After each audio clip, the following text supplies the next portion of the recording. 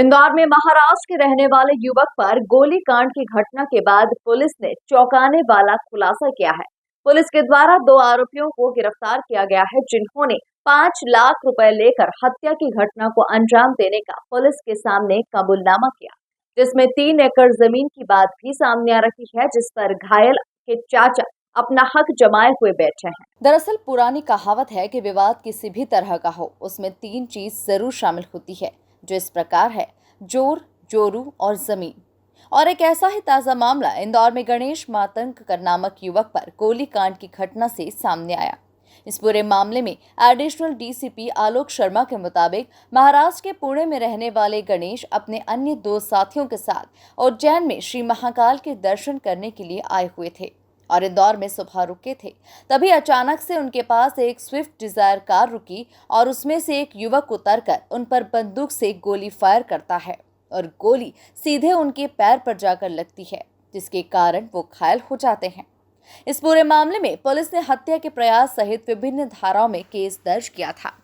Malharganj police के द्वारा तमाम सीसीटीवी फुटेजेस खंगालने के बाद चंद ही घंटे में सिद्धार्थ और शैलेश नाम के 2 युवकों को पकड़ा गया, जिन्होंने 50,000 रुपए में गणेश की हत्या की सुपारी ली थी।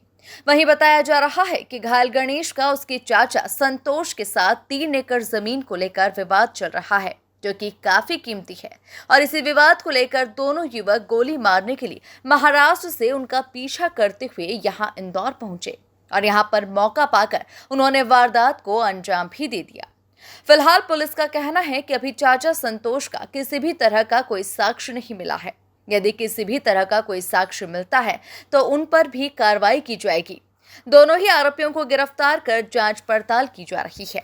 जैसा कि आपको विदित है कि कल सुबह 7 बजे के आसपास अंतिम चौराहे पर थाना मल्हारगंज में घटना हुई थी। इसमें एक सेंट्रो कार में सवार व्यक्ति थे जिनका नाम गणेश मोहिते है, और उनके साथ में एक उनके दोस्त तेजस साकुके, ये लोग महाकाल दर्शन के लिए जा रहे थे।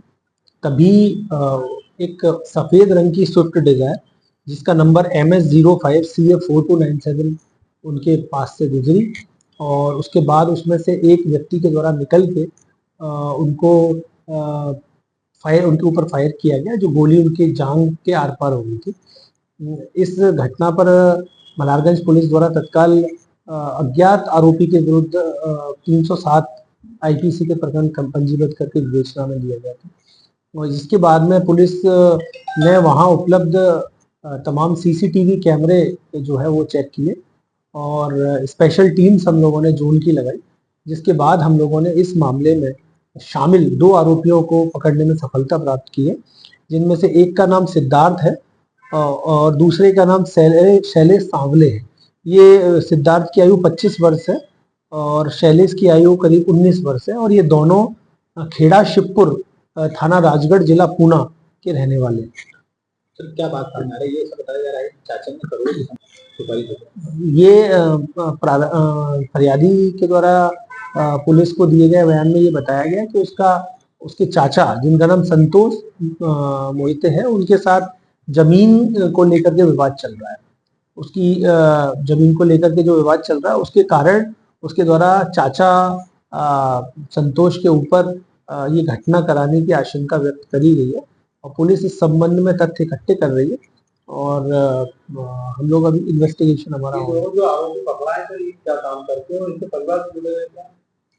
ये दोनों आरोपी मजदूर हैं और इनमें से एक की आयु 19 साल है और एक की आयु 21 साल है।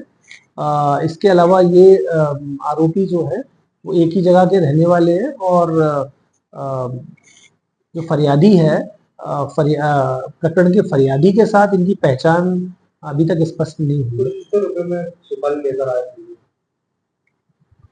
प्रथम दृष्टया पुलिस को ये बताया गया है कि इनको किसी व्यक्ति के द्वारा एक व्यक्ति के द्वारा इनको इन लोगों गणेश मोहिते हैं उसको मारने के लिए कहा गया था और जिसके लिए इनको 5 लाख रुपए एडवांस पर भी दिए थे। तो कितनी करोड़ों रुपए की संपत्ति हड़पना चाह रहा था चाचा?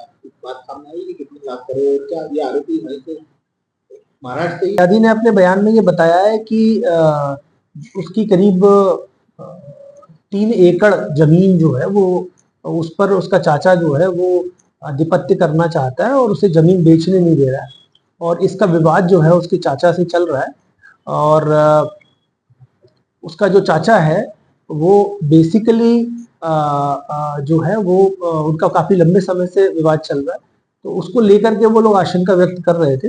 इसके साथ ही साथ में इन शूटर्स के द्वारा हमको ये बताया गया कि ये लोग जो हैं इसका पीछा जो है वो महाराष्ट्र से ही कर रहे थे, और शिरडी होते हुए भी ये लोग आए थे और लगातार इसका पीछा कर रहे थे। इनको अंतिम चौराहे पे जैसे ही मौका मिला सर क्या चाचा को भी आरोप हाँ, इसमें हम लोग अभी तथ्यों को जोड़ रहे हैं, और इसमें जिस आधार पर भी जिसकी भी संलिप्तता पाई जाती है पुलिस हर उस व्यक्ति को आरोपी बनाएगी। जिस तरह से बात सामने आ रही अभी हम इसकी बात को चूंकि फरियादी चूंकि जो आरोपी लोग हैं वो चूंकि इसके चाचा के आइडेंटिटी के बारे में क्लियर नहीं है, और वो फरियादी को चूंकि पहचानते नहीं है, इसीलिए उनके बयानों को और फरियादी के बयानों को दोनों को आधार बना के पुलिस इन्वेस्टिगेशन कर रही है, और इसमें जो चाचा का संलिप्तता है तो चाचा की अगर संलिप्तता सामने आती है तो उसको भी आरोपी बनाएगा।